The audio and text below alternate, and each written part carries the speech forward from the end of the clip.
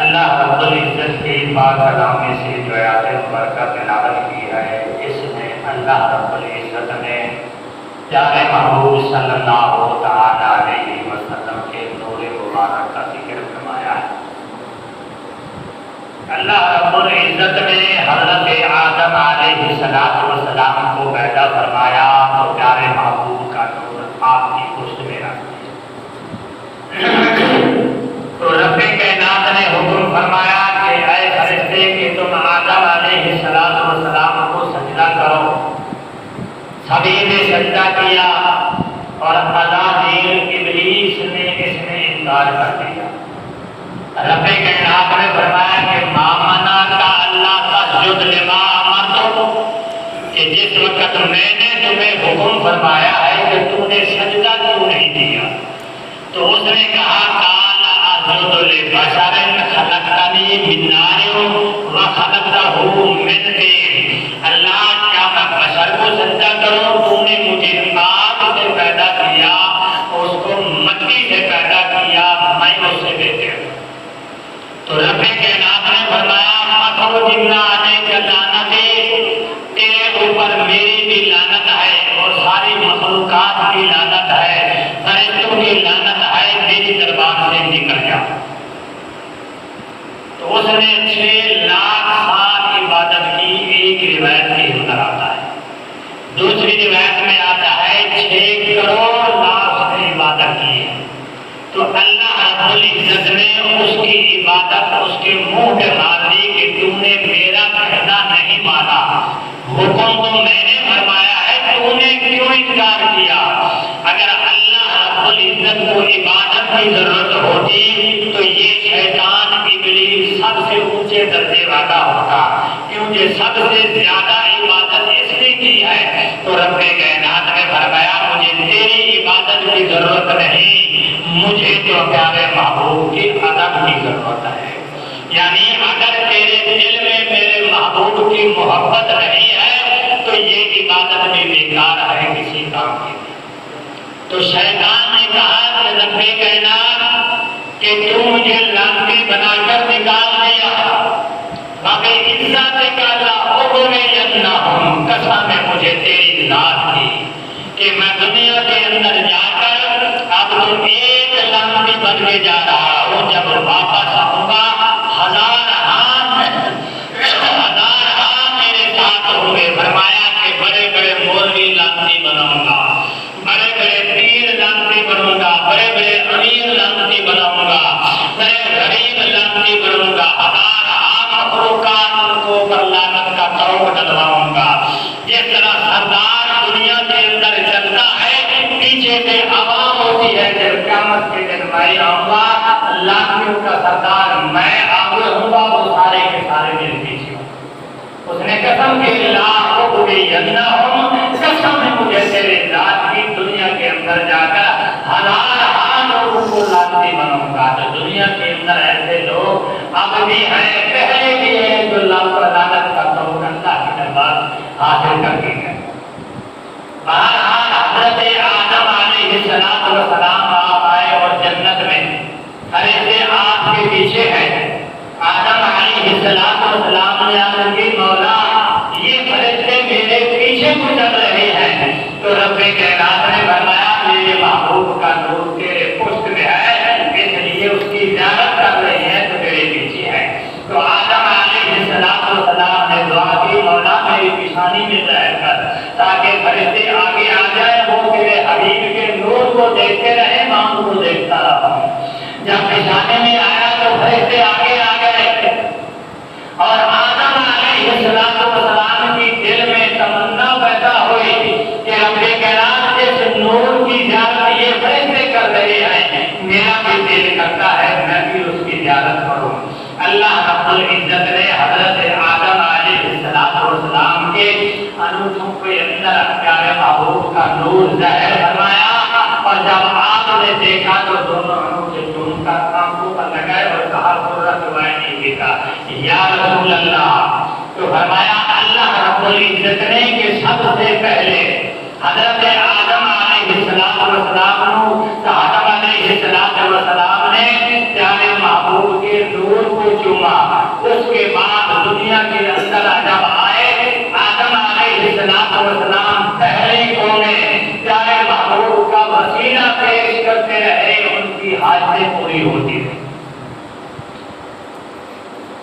موضوعات کبیر کے اندر یہ بات اور حدیث بھی موجود ہے کہ بنی اسرائیل کی قوم میں سے ایک بہت بڑا فاسق مفاجر کئی سال تک یعنی اس لوگوں دنیا محلے والے اس بندے سے بھی تنگ تھے, یعنی محلے کے اندر اس جیسا شیطان بندہ کوئی نہیں تھا, یعنی اپنے حس و فجور میں مبتلا تھا, ہر گناہ اس کے اندر پایا جاتا, اگر وہ کہتا تو اس کے ساتھ وہ لڑ پڑتا.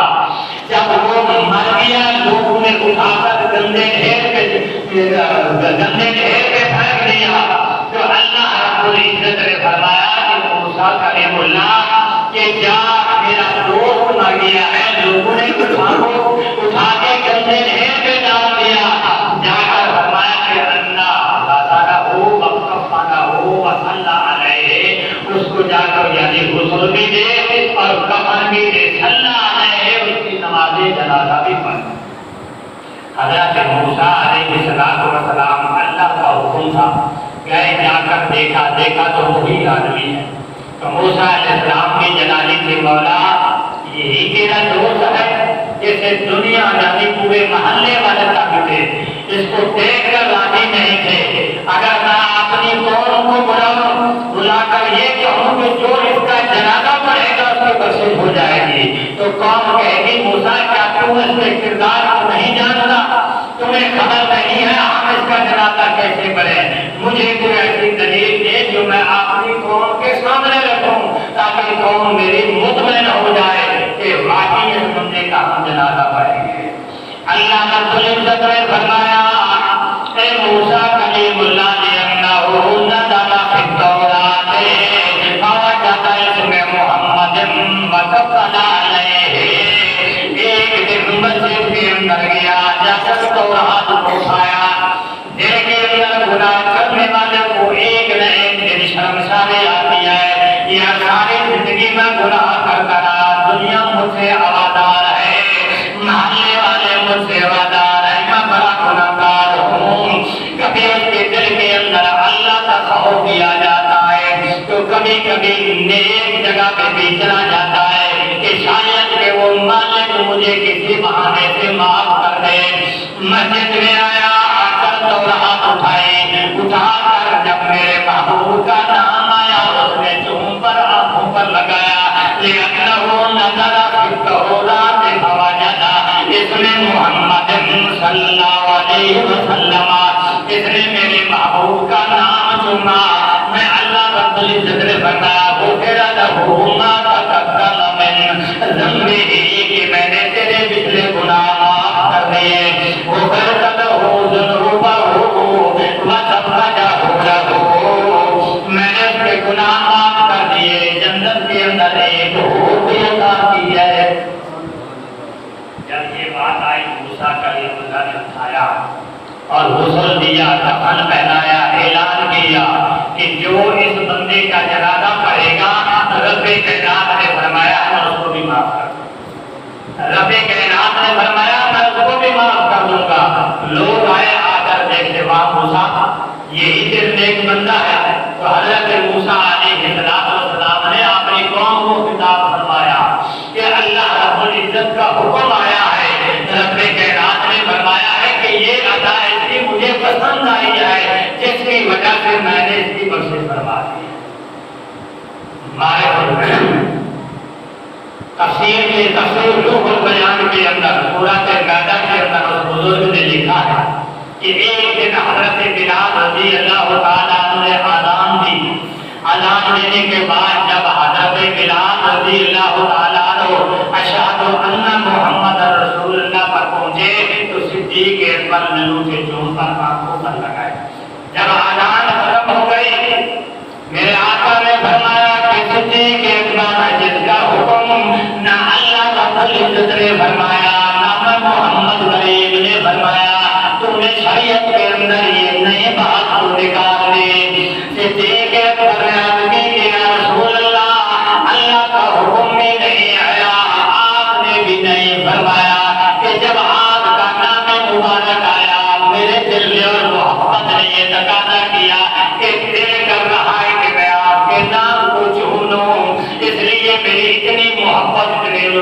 گئی کہ میں رہ نہیں سکا، اس لیے میں نے چوم پر آنکھوں پر لگایا۔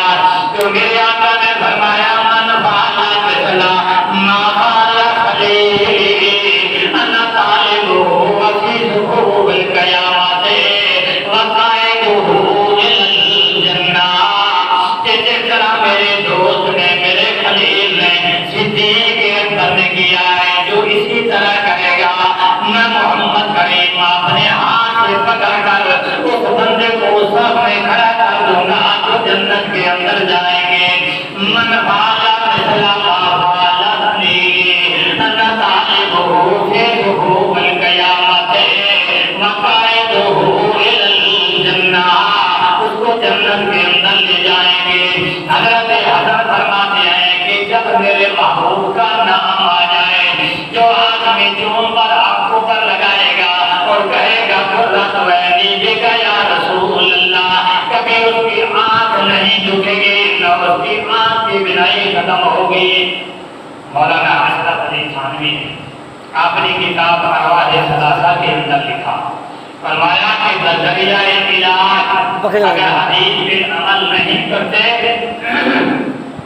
تو ہرگز نہ کرو۔ فرمایا کہ بذریعہ علاج کے لیے اگر نبی کا نام چوم پر آنکھوں پر لگائیں گے تو نہ تمہاری آنکھ کی بینائی ختم ہوگی، نہ تمہاری کبھی آنکھ دکھے گی، دانت کے اندر تکلیف نہیں ہوگی۔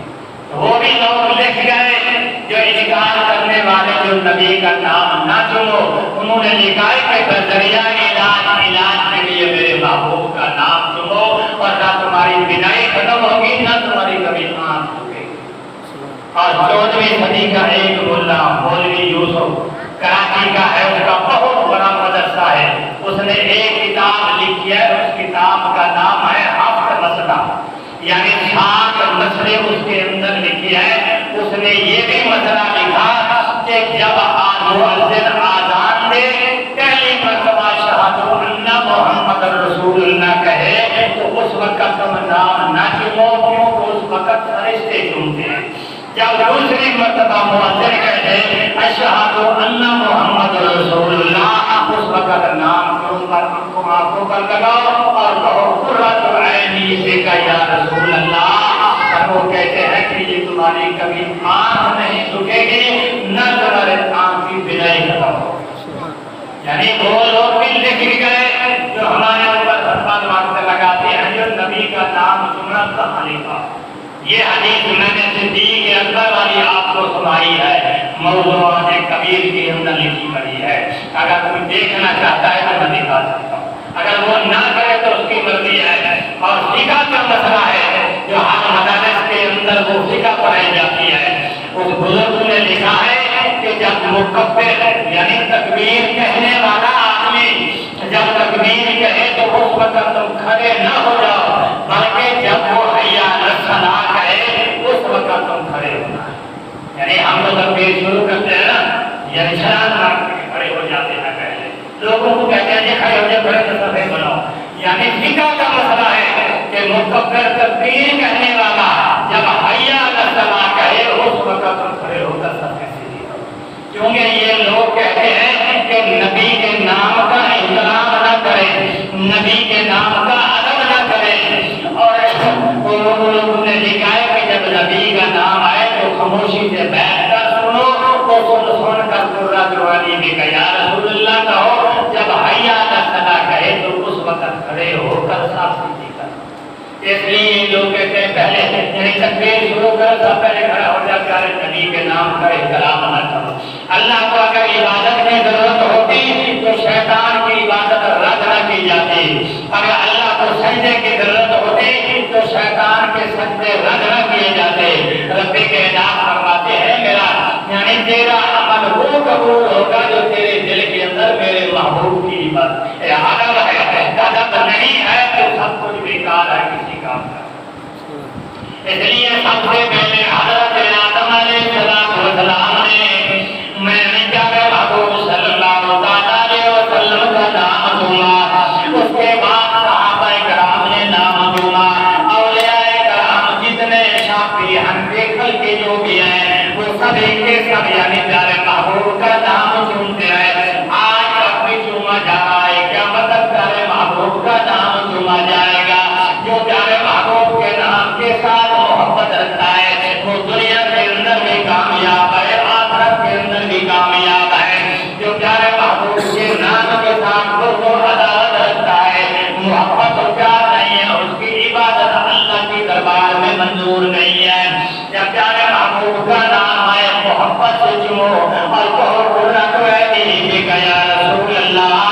کبھی اس کی آنکھ نہیں جھکے گی، نہ اس کی آنکھ کی بینائی ختم ہوگی، آخر دم تک اس کی بینائی رہ جائے گی، کبھی ختم نہیں ہوگی۔ تو اس لیے اللہ تبارک و تعالی نے حضرت آدم علیہ السلام کے روح کے اندر چاہے محبوب کا ظہور ظاہر کیا تو آپ نے چوما، اس کے بعد چوما آئے جب حضرت آدم علیہ السلام آئے تو اسی طرح آپ کا نور منتقل ہوتا ہوا حضرت عبداللہ تک آیا۔ کچھ لوگ کا نظریہ یہ ہے، عقیدہ یہ ہے کہ نعوذ باللہ کے پیارے محبوب کے والدین کافر تھے، نبی پاک صلی اللہ علیہ وسلم کے والدین کافر تھے۔ تو ایک بزرگ فرماتے ہیں کہ میں نے 500 عورتیں جس کی بدن کے اندر پیارے محبوب کا نور آیا، نہ اس کے اندر کوئی گندا تیل دیکھا، نہ اس کے اندر کوئی کفر والی کوئی علامت دیکھی، اور وہ نیک اور پاک دیکھا تو میرے آقا نے خود نے فرمایا کہ میرا نور مبارک جس پشت کے اندر آیا، جس بدن کے اندر آیا وہ پاک پشت اور پاک رحم تھے، اور کسی پلید پشت اور پلید رحم کے اندر میں محمد کریم کا نور نہیں آیا۔ کہ جو لوگ کہتے ہیں کہ پیارے محبوب کا نور مبارک کے والدین جو ہے وہ نعوذ باللہ کافر تھے، یعنی وہ پیارے محبوب کے والدین کو کافر سمجھتے ہیں تو خود وہ کیسے مسلمان ہیں؟ تو میرے آقا نے فرمایا کہ میرا نور مبارک پاک پشتوں اور پاک رحموں کے اندر آیا، کوئی ایسا پلید نہیں تھا جس کے اندر میں محمد کریم کا نور مبارک۔ ہمارے پشت میں سے کوئی علی بنت رام بھی آ سکتا ہے، ہر رام بھی آ سکتا ہے، ہم یہ گارنٹی نہیں دے سکتے کہ ہمارے باپ دادا بڑے سارے کے سارے مسلمان تھے۔ سید جو ہاشمی قریشی ہے میرے محبوب سے لے کر آج تک اور قیامت تک اس کے اندر کوئی کافر نہیں آئے گا۔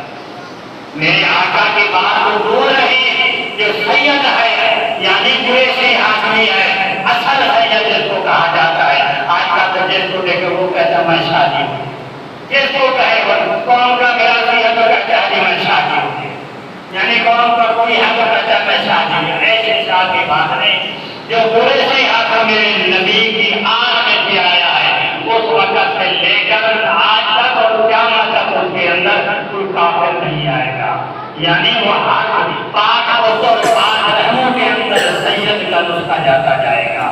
میرے آقا نے فرمایا کہ میرے سید کا سادات کا احترام کرے گا، قیامت والے دن میں اس کو جنت میں لے جاؤں گا۔ میرے آقا نے فرمایا کہ سادات کا احترام کرے گا، ادب کرے گا، قیامت والے دن میں اس کو جنت میں لے جاؤں گا۔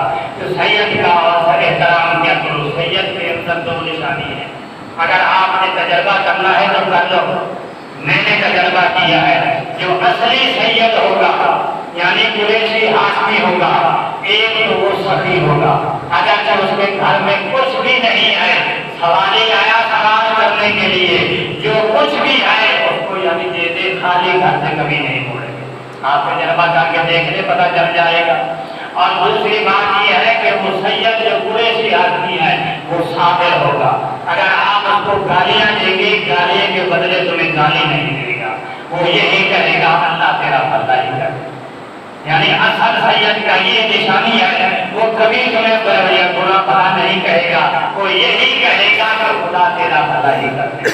اور بزرگان نے دین میں فرمایا کہ تیسری نشانی یہ ہے کہ سید حسین بھی ہوگا، اس کا چہرہ جو ہے حسن والا ہوگا، کبھی یعنی بدصورت سید نہیں ہوگا۔ دوسرے جو اپنے آپ کو شادی کہتے ہیں، کوئی کچھ کہتا ہے، اس کو اگر کوئی بات کرو تو لڑنے کے لیے ہو تو تیار ہو جاتے ہیں۔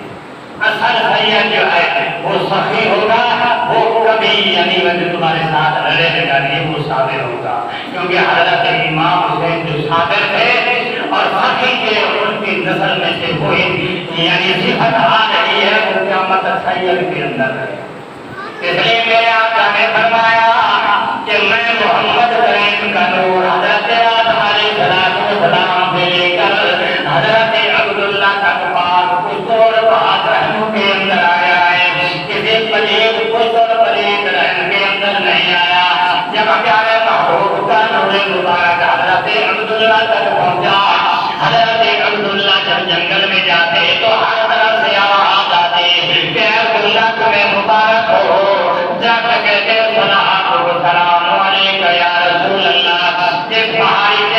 سے جو کہتے ہیں السلام علیکم یا رسول اللہ، کہ اللہ تمہیں مبارک ہو، تیرے اس کے اندر اس نبی کا نور ہے جس کے لیے اللہ رب العزت نے پوری کائنات بنا دی۔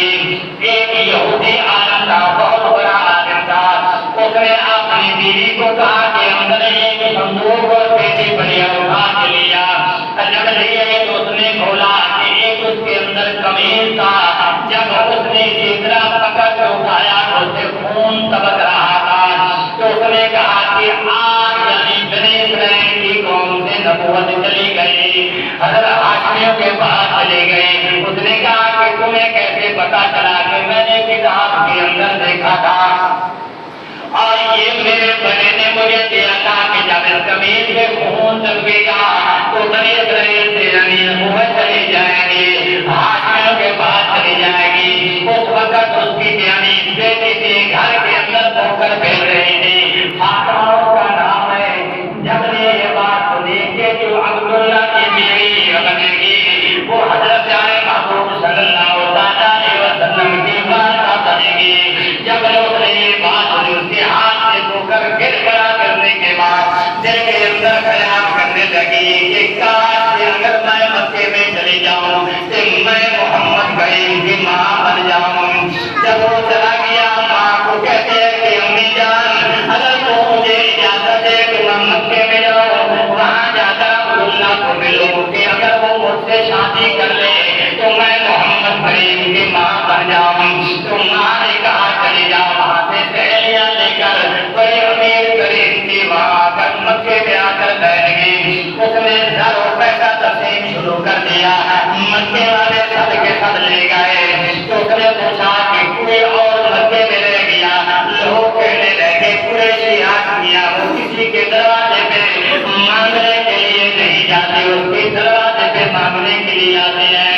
اس نے کہا کسی نہ کسی طریقے سے اس کو میرے پاس لے آؤ۔ جب حضرت عبداللہ کو منتیں کر کے لے آئے کہ تو چلے گا تو ہمارے بھوک بھی ختم ہو جائے گی، ہمیں کچھ نہ کچھ مل جائے گا۔ جب حضرت عبداللہ آئے تو فاطمہ نے نگاہ اٹھا کر دیکھا تو آپ کے بچھانے کے اندر نور مبارک چمک رہا تھا۔ اس نے کہا کہ عبداللہ تو میرے ساتھ شادی کر لے۔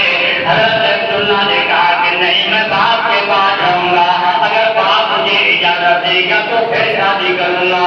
تو حضرت عبداللہ چلے گئے، جا کر اپنے باپ کو کہا کہ اسی طرح ایک عورت آئی ہے وہ کہتے ہیں مجھ سے شادی کر لے۔ حضرت عبداللہ نے کہا میں نے باپ کو وعدہ دے رکھا ہے، آمنہ اس کی بیٹی ہے، اس کے ساتھ شادی کر لے، بعد میں تم دوسری شادی کر لینا۔ حضرت عبداللہ حضرت آمنہ کے ساتھ شادی کی، کرنے کے بعد جب گئے جا کر فاطمہ کو ملا تو فاطمہ نے نگاہ اٹھا کر دیکھا تو وہ نور مبارک نہیں تھا، تو کہنے لگی جس کے نور سے چمکتی تھی تیری یہ پیشانی، اسی کی تھی مطالب اور اسی کی تھی میں دیوانی۔ مصر کے اندر بڑے حسین و جمیل جوان ہے، بڑے قدر والے بڑے طاقتور جوان ہے، میں تو جس کی ماں بننے کے لیے آئی تھی وہ تو ماں کوئی اور بن گئی، اب میں تیرے کھانے پینے کو کیا کروں، اب مجھے تیری ضرورت نہیں ہے، میں تو روتی ہوئی واپس چلی جاؤں گی۔ یعنی پیارے محبوب کی ماں بننے کے لیے آئے، یعنی تمنا کر کے آئے، تو اللہ رب العزت نے وہ نور مبارک حضرت آمنہ کے پاس منتقل کر دیا۔ اس لیے اللہ تبارک و تعالیٰ نے فرمایا کہ لقد من اللہ علی المؤمنین اذ بعث فیہم رسولا، کہ اے مومنوں کہ میں نے تم پر بہت بڑا احسان کیا ہے، جو میں نے تمہیں اپنا محبوب عطا کیا ہے، وہ محبوب ہے جس کے لیے میں نے پوری کائنات بنائی۔ جب میرے آقا دنیا میں تشریف لے آئے، رب کائنات نے فرمایا کہ جبرائیل کی 4 جھنڈے لے جا، ایک بیت المقدس پہ لگا دے، ایک بیت اللہ شریف پہ لگا دے، ایک حضرت آمنہ کے دروازے پہ لگا دے، ایک زمین و آسمان کے درمیان کے اندر لگا دے، تاکہ لوگوں کو پتا چلے کہ میرے محبوب کی آمد ہے، آج رات میرا محبوب اس دنیا کے اندر تشریف لائے گا۔ جو لوگ اعتراض کرتے ہیں نا تم یہ جھنڈے کیوں لگاتے ہو جی، یہ جلڑیاں کیوں لگاتے ہو جی، جھنڈیاں کیوں لگاتے ہو، ہم اس لیے لگاتے ہیں اللہ رب العزت نے ہمیں وہ محبوب عطا فرمایا ہے۔ میں آپ کو التجا کروں گا کہ پاکستان بنا ہے تو آپ جھنڈا لگاتے ہیں اس خوشی میں جو ہمیں آزادی مل گئی، اور جو آیا اس کے صدقے سے ہمیں پاکستان ملا ہے، اس کے نام پر ایک آپ نے گھر پہ جھنڈا لہرائے تاکہ ہر کسی کو پتا چلے کہ یہ محبوب کے محبت رکھنے والے ہیں، پیار رکھنے والے ہیں۔ اللہ رب العزت نے بھی جھنڈے لگائے اور ہم بھی لگائیں گے۔ شاید اللہ رب العزت کو یہ ادا پسند آ جائے تو ہمارے لیے بخشش کا ذریعہ بن جائے۔ 12 ربیع الاول کو پیارے محبوب صلی اللہ علیہ وسلم کی ولادت ہے، اور 12 ربیع الاول شریف کو جلوس کے اندر بھی شامل ہوا کرو، زیادہ نہیں تو چند قدم چل کر، کیونکہ فرشتے جب لکھنے کے لیے آئیں گے تو تمہارا نام بھی لکھا جائے گا کہ پیارے محبوب کی آمد کی خوشی کے لیے لوگوں نے جلوس نکالا تھا، یہ لوگ بھی اس کے اندر شامل ہو گئے۔ اللہ تبارک و تعالیٰ شاید ہماری بخشش فرما دے، ہمارے پچھلے گناہ معاف کر دے، اور آپ نے گھروں میں پیارے محبوب کی آمد کے جھنڈے بھی لہرائے اور جلوس کے اندر بھی شمولیت لازمی کرے تاکہ ہمارے لیے بخشش کا ذریعہ بن جائے۔ اللہ رب العزت ہمیں عمل کی توفیق عطا فرمائے۔ وآخر دعوانا الحمدللہ۔